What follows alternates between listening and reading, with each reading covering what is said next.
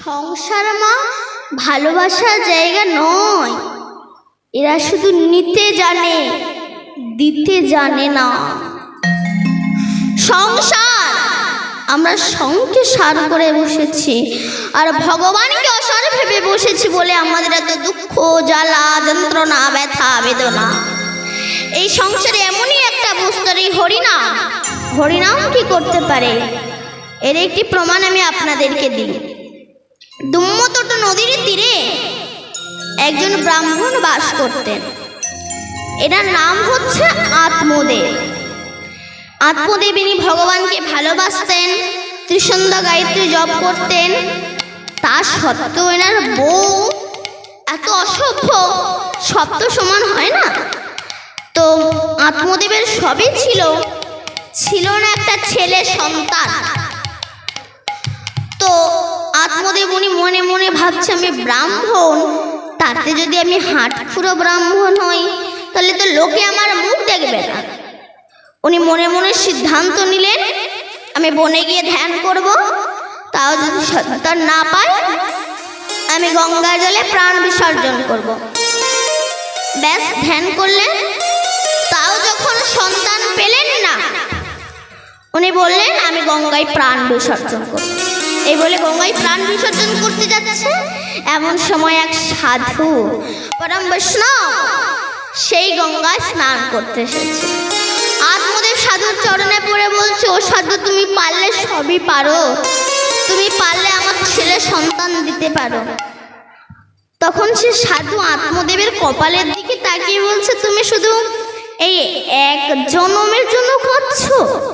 তোমার কপালে লেখা আছে তুমি 7 জন্ম কোনো সন্তানের পিতা হতে পারবে না। আত্মদেব বলছে, তাহলে এই আমি আপনার সামনে প্রাণ বিসর্জন করলাম, আপনি ব্রহ্মহত্যার দায়ী হবেন। সাধু মনে মনে বললাম, সমস্যায় পড়েছি তো। আচ্ছা ঠিক আছে। একটা ফল মন্ত্রপুত করে দিয়ে আত্মদেবের হাতে দিয়ে বলছে, এটা তুমি তোমার স্ত্রীকে খাওয়াবে, সে গর্ভবতী হবে, তার সন্তান হবে, তুমি বাবা হবে, সে মা হবে। আত্মদেবের মনে আর আনন্দ ধরে না, হাতে ফলটা নিয়ে ছুটতে আসছে। এখন আত্মদেবের বউয়ের নাম ছিল ধুন্ধুরি। তখন আত্মদেব ফলটা হাতে নিয়ে ছুটতে আসছে, ধুন্ধুরি, ও ধুন্ধুরি। ধুন্ধুরি বলছে, বলুন কি হয়েছে হে স্বামী? বলে, এই ফলটা তুমি খাও, এই ফলটা খেলে তোমার সন্তান হবে, তুমি মা হবে, আমি বাবা হব। ও মনে মনে বলে, এ ফল আমি খাবো না। কেন? এই ফল খেলে ওই ঢাক নিয়ে আমাকে ঘুরে বেড়াতে হবে, ত্বকের ওপর লোভ হবে, এ ফল আমি খাবো না। পাশের বাড়ির বান্ধবীর বাড়ি গিয়ে বলছে, আমার স্বামী আমাকে একটা ফল এনে দিয়েছে, ওটা খেলে আমার সন্তান হবে। বলে, তো খা না। বলে, না আমি খাবো না। কেন? ধর আমি শুয়ে রয়েছি, হঠাৎ আমাদের বাড়ি ডাকাতের দল পড়লো, সবাই ছুটে পালাবে, আমি তো পেট নিয়ে ছুটতে পারবো? ধর আমাদের বাড়ি শুয়ে হচ্ছে, হঠাৎ আমাদের বাড়ি আগুন ধরে গেল, সবাই ছুটে পালাবে, আমি ওই ঢাক নিয়ে কি করে ছুটে পালাবো? মানে অসভ্যতার বুদ্ধি যা। এখন ধুন্ধুরি, ওর বোনের নাম ছিল সুন্দরী, ওর গর্ভে তখন সন্তান ছিল। ধুন্ধুরি সুন্দরীর সঙ্গে কন্ট্যাক্ট করলো, শোন, তোর তো অনেকগুলো সন্তান আছে, তা তোর গর্ভে যেটা আছে ওটা আমাকে দিয়ে যাবে, ওটা হওয়ার পরে ততদিন আমি পেটের ভিতর একটা ছোট্ট বালিশ ঢুকিয়ে রেখে দেব। এজন্য মা ভালো হতে হবে।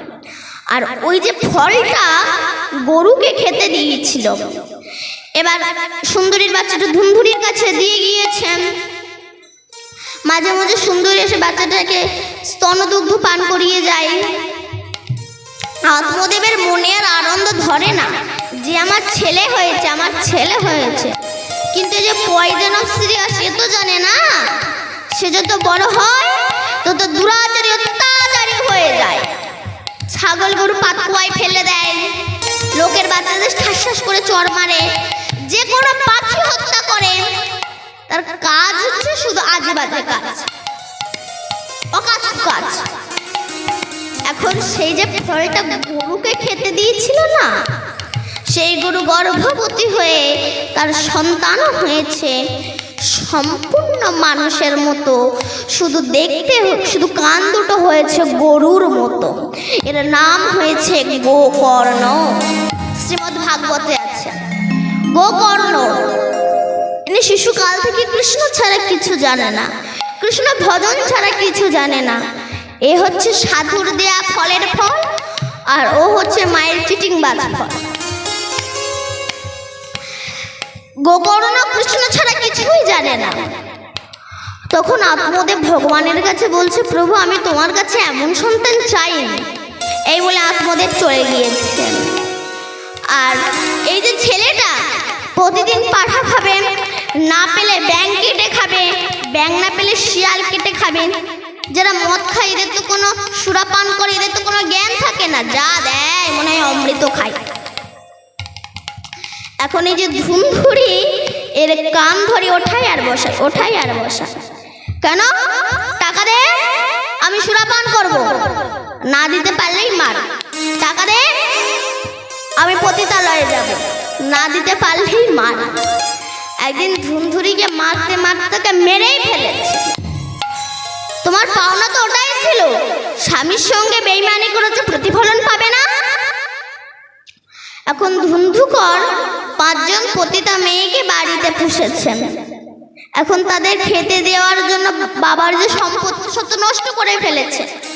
এখন চুরি করে বেড়ায়, ডাকাতি করে বেড়ায়, ছিনতাই করে বেড়ায়। তখন সেই 5 জন পতিতা বলল, শোন, ওর কাছে যদি আমরা থাকি আমাদের জেল খেটে মরতে হবে। এক কাজ করি নে, কাঠের মাথায় আগুন ধরিয়ে ওই জ্বলন্ত আগুন জ্যান্ত অবস্থায় ধুন্ধুকরের মুখের ভিতরে ঢুকে ধুন্ধুকরকে মেরে ফেলেছে।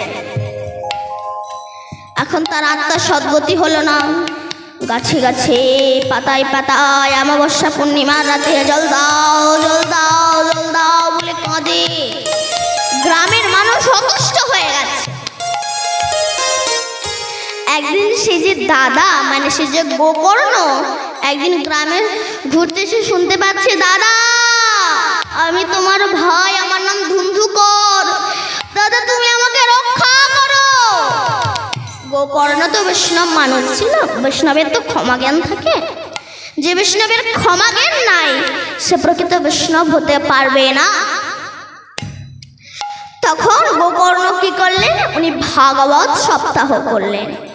7টা গাঁটওয়ালা বাঁশ পুঁতে দিলেন, যার ভিতরে ধুন্ধুকরের আত্মা ঢুকে আছে। একদিন করে ভাগবত হয়ে যায়, প্রকাশ করে একটা করে গাঁট ফেটে যায়। 7 দিন ভাগবত হয়ে গেল, 7টা গাঁট ফেটে গেল। ধুন্ধুকরের জীবাত্মাটা বহির হলো, স্বর্গ থেকে স্বর্ণ রথ এলো। ওই রথে ধুন্ধুকরের আত্মা গিয়ে পরমাত্মার সঙ্গে মিলিত হয়ে গেল। সেদিন গোকর্ণ বলেছিল যে যত বড়ই মহাপাপী হোক না কেন, যদি হরিনাম কেউ শোনে সে উদ্ধার হবেই হবে। নিতাই গৌর হরি বল। তবে নাম করবেন আবার অপরাধ করবেন তা হবে না। অনেকে বলে এই তো নাম করছে আবার কালকে পাপ করব, তা হবে না। অন্ধকার একটা ঘর আলো জ্বালিয়ে দিন, অন্ধকার দূরীভূত হয়ে যাবে। তাহলে অন্ধকার দূরীভূত হয়ে গিয়েছে বলে তাহলে এবার আলোটা লিভিয়ে দিন, আবার অন্ধকার আসবে। মুখে কৃষ্ণ নাম রাখুন, হৃদয় থেকে অহংকার রূপ অন্ধকার চলে যাবে। কৃষ্ণ নাম বন্ধ করে দিন, আবার হৃদয়ে অহংকার রূপ অন্ধকার আসবে। তা যত কৃষ্ণ নাম শোনেন, যত করেন, যত দেন, কোনো কিছুই কাজে আসবে না যদি ভক্তি পথের পথিক না হতে পারে। এই ভক্তিটা কেমন হওয়া উচিত একটু বলি। 2 ভাই, মুকুন্দ সরকার ও নরহরি সরকার। যখন মুকুন্দ সরকার ও নরহরি সরকার মহাপ্রভুর কাছে বৈরাগ্য নিতে গেলেন, মহাপ্রভু মনে মনে ভাবলেন, একই বাড়ির যদি 2 ভাই আমার কাছ থেকে বৈরাগ্য নেয়, এ জগতের মানুষ আমার কাছে আসতে ভয় পাবে। না জানি সন্ন্যাস ধর্ম না নিলে বুঝি মহাপ্রভুর কৃপা পাওয়া যায় না। তাই বড় ভাই মুকুন্দকে বললেন, মুকুন্দ তুমি যেহেতু সংসারের বড়, সেই জন্য তুমি গৃহে ফিরে যাও। তবে তোমার প্রতি আমার কিছু দায়িত্ব আছে। তোমাদের বংশে খুব আদি এবং জাগ্রত বিগ্রহ গোপীনাথ বিগ্রহ, তার সেবা পূজা এবং জাতিতে যেহেতু তোমাদের চিকিৎসা বিদ্যাই তোমাদের বিদ্যা, তাই চিকিৎসা করতে হবে। যাদের অর্থ দেওয়ার সামর্থ্য আছে তাদেরকে নামমাত্র অর্থ নিয়ে চিকিৎসা করতে হবে, আর যাদের অর্থ দেওয়ার সামর্থ্য নেই তাদেরকে বিনা অর্থে চিকিৎসা করতে হবে এবং নিঃস্বার্থে হরিনাম বিতরণ করতে হবে। এই কাজগুলি যদি তুমি করতে পারো তাহলে প্রকারান্তরে তুমি আমার কৃপা পেয়ে যাবে। বড় ভাই মুকুন্দ গৃহে ফিরে এলেন, গোপীনাথের সেবা পূজা করেন যেমনটা মহাপ্রভু বলেছিলেন। কিন্তু একদিন এক বিশেষ কাজে মুকুন্দ কবিরাজকে গ্রামের বাইরে যেতে হবে। গোপীনাথের দায়িত্ব কে নেবে? তাই মুকুন্দ কবিরাজের ছোট্ট ছেলে রঘুনন্দন, তাকে গোপীনাথের দায়িত্ব দিয়ে চলে গেলেন আর বলে গেলেন কি ফিরে এসে মধ্যাহ্নে প্রসাদ পাবে। ছোট্ট রঘু মায়ের কাছ থেকে নাড়ুর থালাটা হাতে নিয়ে গিয়ে গোপীনাথের কাছে গিয়ে বলছে, গোপীনাথ, আজ তো বাবা একটা বিশেষ কাজে গ্রামের বাইরে গিয়েছে, আমি তো বাবার মতো করে তোমায় সেবা দিতে পারবো না, আমি আমার মতো করে তোমায় সেবা দেব, তুমি খেয়ে নিও ঠাকুর। এই বলে যখন ডাকছে গোপীনাথ এসো, তাও যখন গোপীনাথ আসছে না, মনে পড়ে গেল বাবা প্রতিদিন মন্দিরের দরজা বন্ধ করে সেবা দেয়। ও তুমি তো খুব লাজুক, তাই বাবা মন্দিরের আচ্ছা দাঁড়াও দাঁড়াও দাঁড়াও মন্দিরের দরজা বন্ধ করে দিয়ে আবার যখন এসে ডাকছে, তাও যখন গোপীনাথ আসছে না, বলছে বুঝেছি বাবা তোমাকে সাজাতে সাজাতে চলে গিয়েছে, তো ওই জন্য তোমার অভিমান হয়েছে। আচ্ছা আমি সাজিয়ে দিচ্ছি, আমি তো বাবার মতো করে পারবো না, আমি আমার মতো করে তোমায় সাজিয়ে দিচ্ছি। সাজিয়ে দিয়ে তাও যখন গোপীনাথকে ডাকছে, তাও যখন গোপীনাথ আসছে না, বলছে বুঝেছি মুখের সামনে যদি অত বড় বাঁশি থাকে কেউ কি সেবা করতে পারে?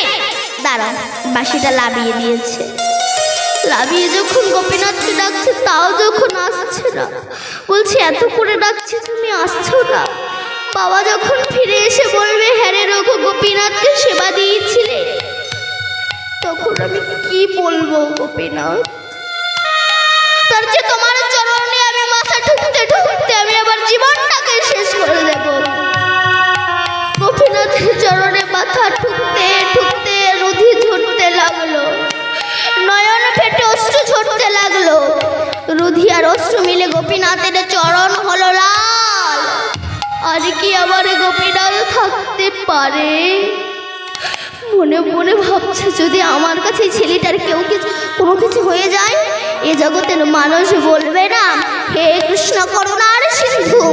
তাই ভক্ত ধীশ নয়, ভক্ত বাঞ্ছা কল্পতরু বিগ্রহ থেকে দুটি হাত প্রসারিত করে বলছে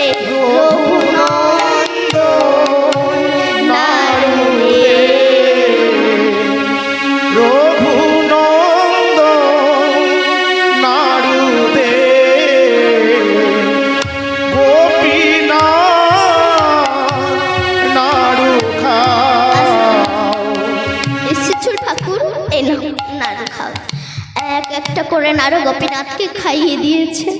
শেষে যে একটা নাড়ু ছিল ওটাই রঘুনন্দন, গোপীনাথ নিজে হাতে করে রঘুনন্দনকে খাইয়ে দিয়েছে। যখন রঘুনন্দন খালি থালাটা নিয়ে বাইরে এলো, তখন রঘুনন্দনের মা জিজ্ঞাসা করলো হ্যাঁ রে খোকা নাড়ু কই? বলে সব নাড়ু গোপীনাথে খেয়ে নিয়েছে। কি তোর বাবা প্রতিদিন সেবা দেয় গোপীনাথ খায় না, আর তুই নিজে সেবা করে গোপীনাথের নামে মিথ্যা অপবাদ দিচ্ছিস? আসুক আসুক তোর বাবা।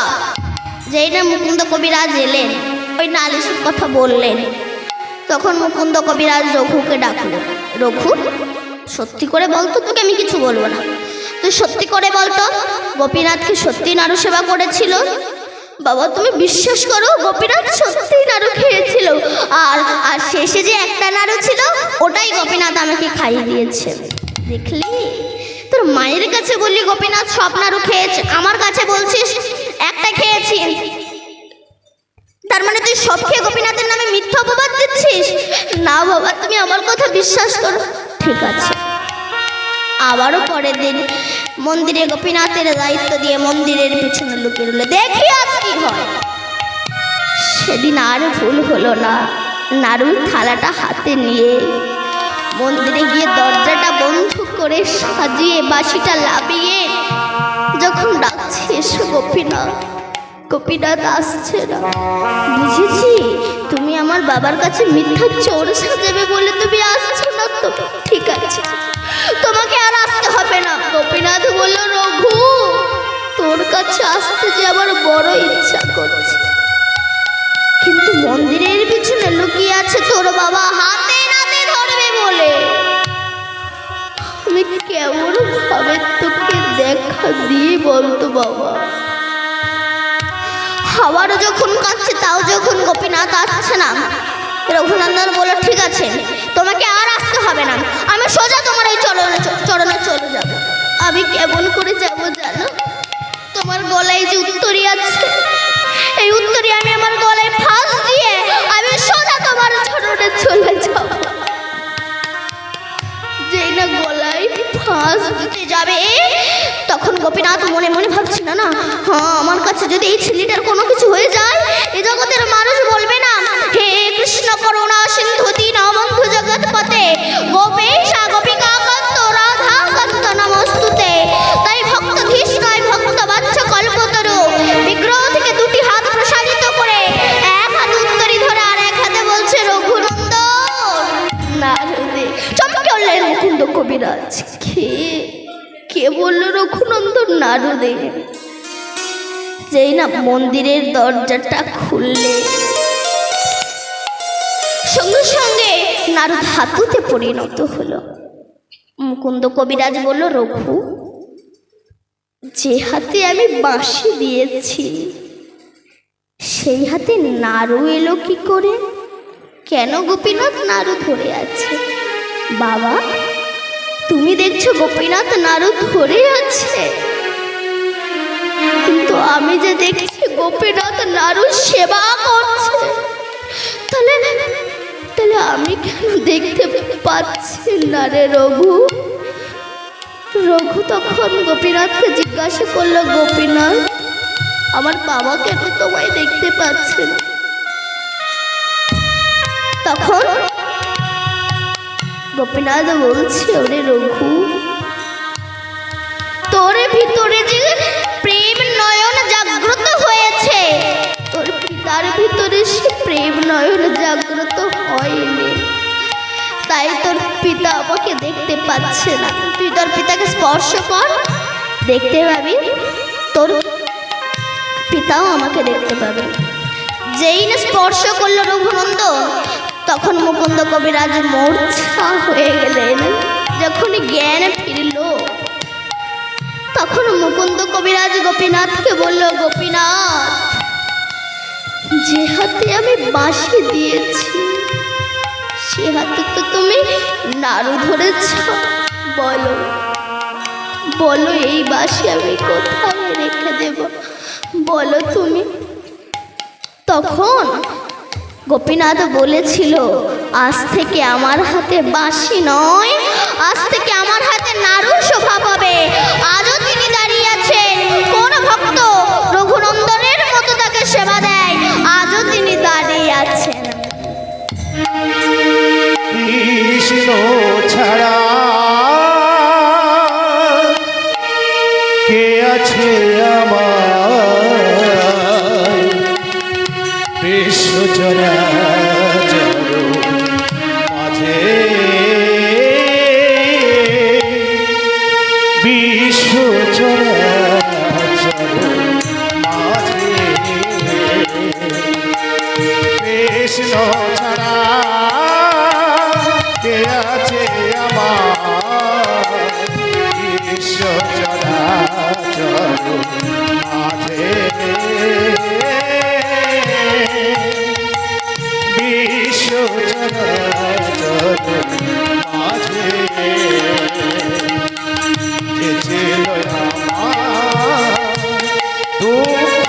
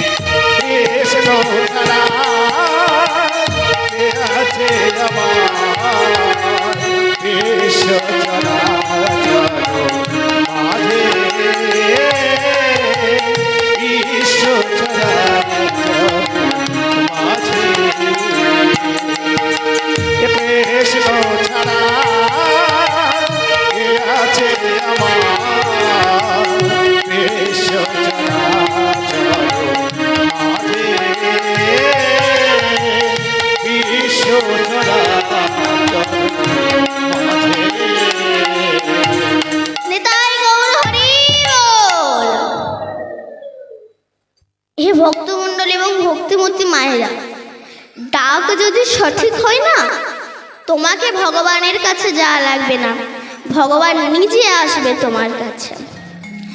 একদিন নারদ বেহালা বাজাতে বাজাতে ভগবানের কাছে গিয়েছে, প্রভু, হে প্রভু।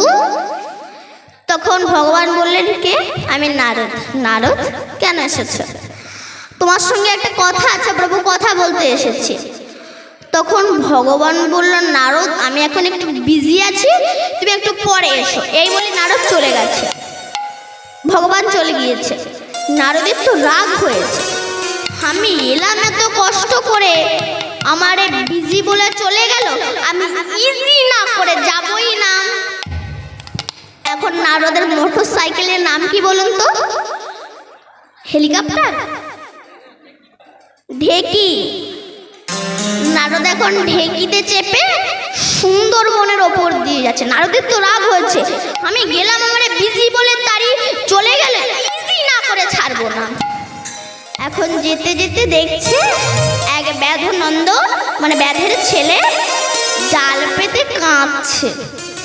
নারদ ঢেকিটা নামিয়েছে। ব্যাধনন্দ, ব্যাধনন্দের মানে ব্যাধের ছেলে, কাঁদছো কেন? তখন ব্যাধনন্দন বলছে, গুরুদেব এই 3 দিন হলো আমার বাচ্চা পেলে হরিণের মাংস না খেতে পেয়ে মরে যাচ্ছে। হরিণ বলল, নারদ বলল, আজ থেকে হরিণ পাবে। তা বাবা তোমার নাম কি গো? বলে, আমার নাম চণ্ডী ব্যাধ, আজ থেকে হরিণ পাবে। কি? তখন নারদ বলল, ঠিক তুমি এক নাম করবে। কি? ওম নমো ভগবতে বাসুদেবায়, এই নাম তুমি জপ করবে। দেখবে শঙ্খ চক্র গদা পদ্মধারী একজন আসবে, তার কাছে কিছু নয়, চাইবে যেন আমার জলে একটা করে হরিণ ধরা পড়ে। নারদ চলে গেছেন। এমন সময় ব্যাধনন্দন ওই মন্ত্র জপ করছে, ওম নমো ভগবতে বাসুদেবায়, ওম নমো ভগবতে বাসুদেবায়, ওম নমো ভগবতে বাসুদেবায়। এমন সময় শঙ্খ চক্র গদা পদ্মধারী একজন এসেছে। ব্যাধনন্দ, কি চাও বলো? ব্যাধনন্দন বলছে, আহা রূপ মাধুর্য, যার অঙ্গের ছোটাই বনভূমি আলোকিত হয়। প্রভু কিছু চাই না, আমার গুরুদেব আমাকে বলে গিয়েছে যেন আমার জালে একটা করে হরিণ ধরা পড়ে। এই বলে ভগবান চলে গেছে। এই যে নারদের কল, তা তো ভগবান জানে না। এমন সময় একটা ছোট্ট হরিণ জালে ধরা পড়েছে। পরের দিন নারদ এসেছে, ব্যাধনন্দন কি হয়েছে গুরুদেব? পেয়েছি, জালে ধরা পড়েছে হরিণ। বলে, হ্যাঁ গুরুদেব। বলে, ওটা বনের হরিণ না পরের হরিণ, তুই কি করে বুঝলি? স্টেশনে গিয়ে জাল পেতে রাখ, ওখানে যদি হরিণ পড়ে তাহলে জানবি বর 100% শিওর। ও স্টেশনে গিয়ে জাল পেতে রেখেছে। ভগবানের চোখ মোটা হয়ে গেছে।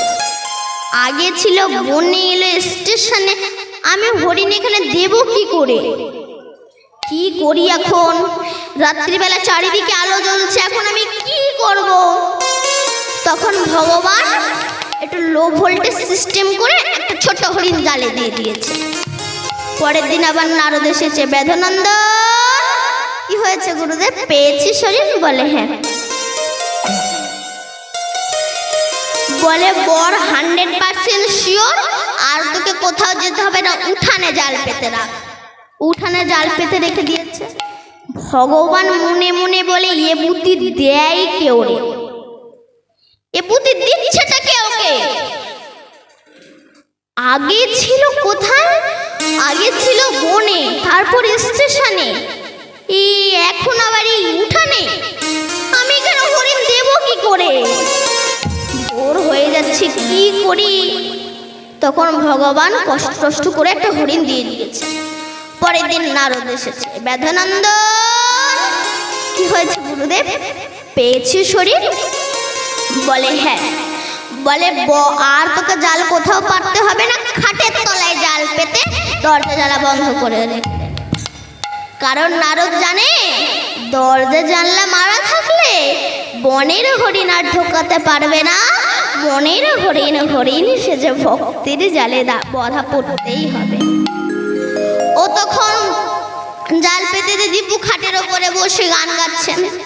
দেখবেন যে ছেলে কোনো কাজ করে খায় না, তারা সে মোবাইলের বল্টু হেডফোন কানে গুঁজে দিয়ে কত রকমের গান শোনে আর পানা লাগে।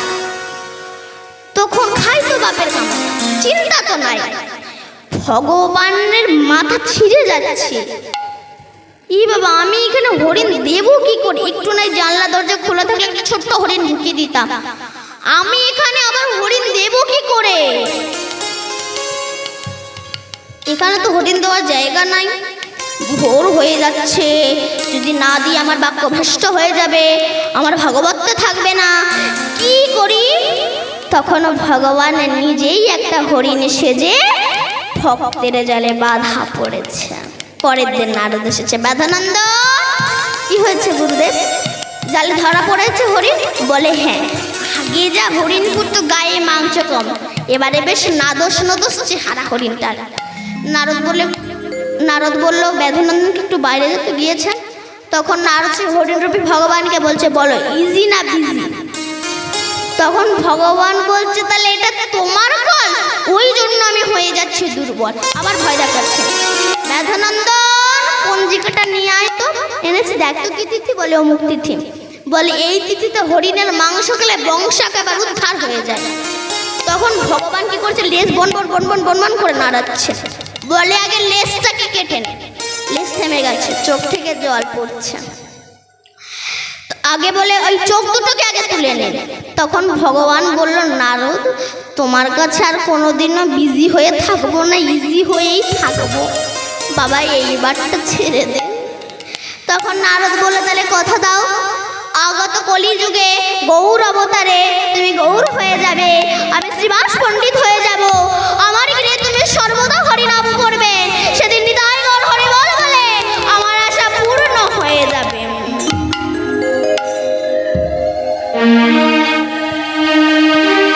একবার বলো না, কৃষ্ণ নাম একবার বলো না, এই হরিনাম জপয় অবিরাম,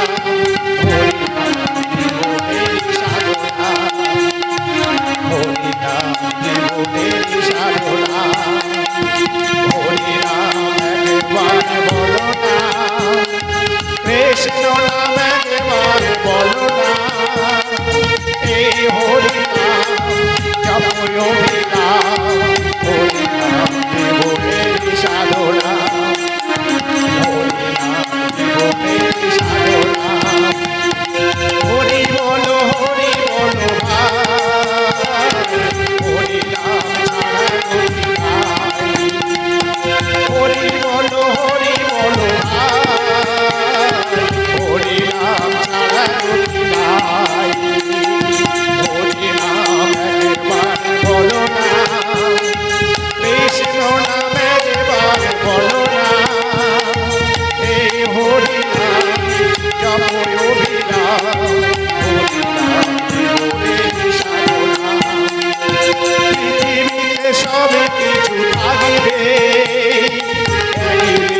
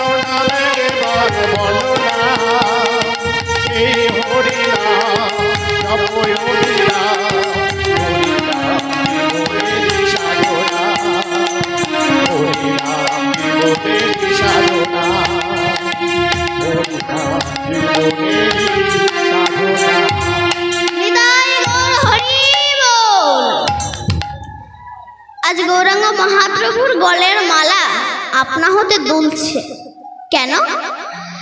না ফুল ভগবানকে বলছে, ফুলে ভগবানকে চিনেছে, কিন্তু আমি মানুষ, আমি ভগবানকে চিনলাম না কেন?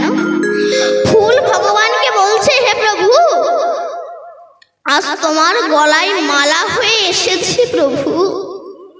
একই গাছের ফুল, কোনোটা মরার গলায় গিয়ে শ্মশানে গিয়ে পুড়ে ছাই হয়ে যায়, কোনোটা বর বধুর গলায় গিয়ে বাসর ঘরে গিয়ে চটকা চটকি হয়, কোনোটা ঝরে পড়ে যায়, আবার কোনোটা আমার রাধা গোবিন্দের গলায় যায়। একই পাল বসানো ঘট, কোনো ঘটে খেজুরের রস রাখা হয়, কোনো ঘটে মদ রাখা হয়, আবার কোনো ঘট মন্দিরে প্রতিষ্ঠিত হয়।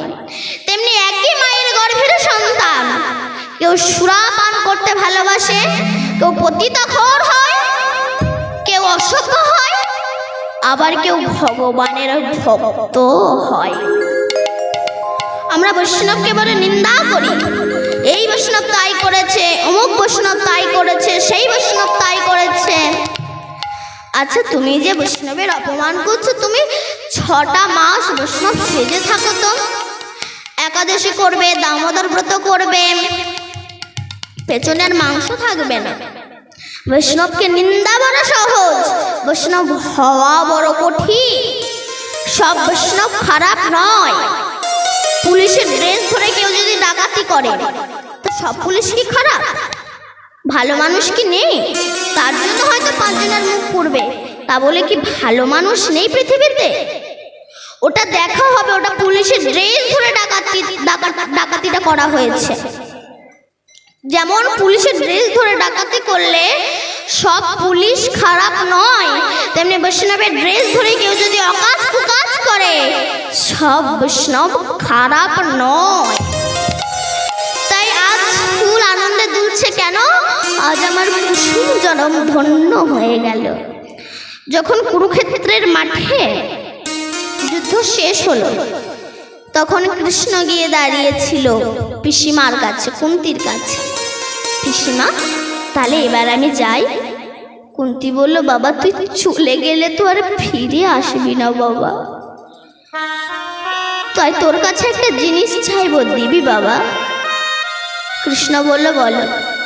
তখন কুন্তি বলছে, বাবা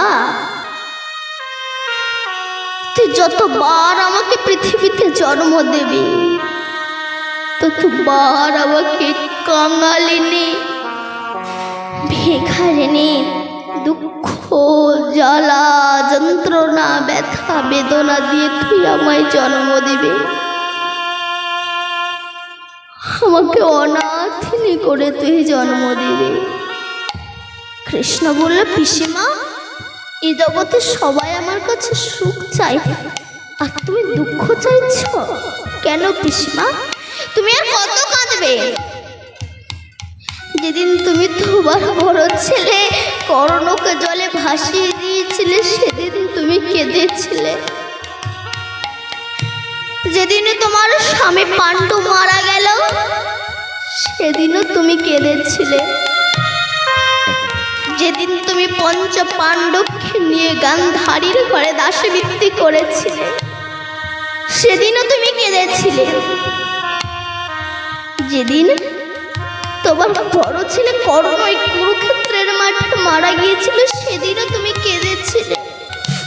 আর তুমি কত কাঁদবে পিসিমা? কুন্তি বলল, বাবা যেদিন আমি ছেলেকে, আমার বড় ছেলে কর্ণকে ভাসিয়ে দিয়েছিলাম, সেদিন আমি কেঁদেছিলাম, কিন্তু আমার পাশে কেউ ছিল না, ছিলিস একমাত্র তুই। যেদিন আমার স্বামী মারা গেল, সেদিনও আমি কেঁদেছিলাম, কিন্তু আমার পাশে কেউ ছিল না, ছিলিস একমাত্র তুই। যেদিন আমি 5 পাণ্ডবকে নিয়ে দিদির ঘরে দাসবৃত্তি করলাম, সেদিনও আমি কেঁদেছিলাম, কিন্তু আমার পাশে কেউ ছিল না, ছিলিস একমাত্র তুই। যেদিন আমার বড় ছেলে কর্ণ মারা গেল, সেদিনও আমি কেঁদেছিলাম, আমার পাশে কেউ ছিল না। ছিলিস একমাত্র তুই, কিন্তু আজ আমি হয়েছি রাজমাতা।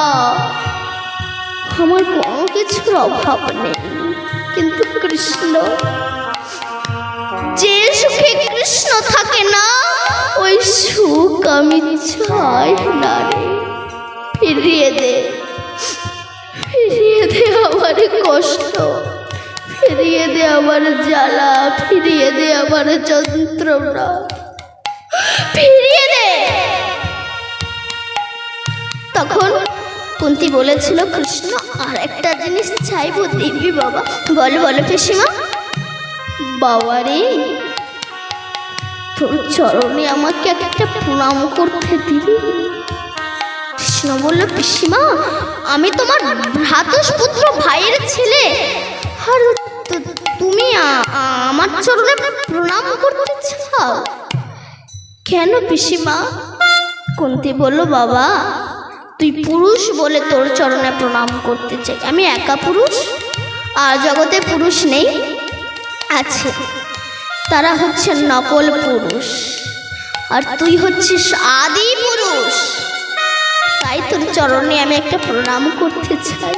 জগতে তোকে সবাই দেখে, কেউ তোকে চিনতে পারে না। বলতো বাবা, দুর্যোধন তোকে দেখেছিল, চিনতে পেরেছিল না? দুঃশাসন তোকে দেখেছিল, চিনতে পেরেছিল না? তোর মামা কংস তোকে দেখেছিল, চিনতে পেরেছিল না? শিশুপাল তোকে দেখেছিল, চিনতে পেরেছিল না? তোর বাবা নন্দ দেখেছিল, তোকে চিনতে পেরেছিল? যদি তোকে চিনতে পারত, নন্দের পাদুকা কি তোর মাথায় তুলে দিয়ে বলতে পারত, চা পৌঁছে দিস গৃহে? যশোদা তোকে দেখেছিল, চিনতে পেরেছিল? যদি চিনতে পারত, সামান্য নবনীর তরে কি তোকে বাঁধতে পারত? জগতে তোকে সবাই দেখে, কেউ তোকে চিনতে পারে না রে বাবা। এই জায়গাটায় কুন্তী নিজের দুঃখের কথাটা বলেছিল। হরি কি দিয়ে পুজিয়ে খুশিয়ে তো মারে, আমার আধারে এমন আছে কি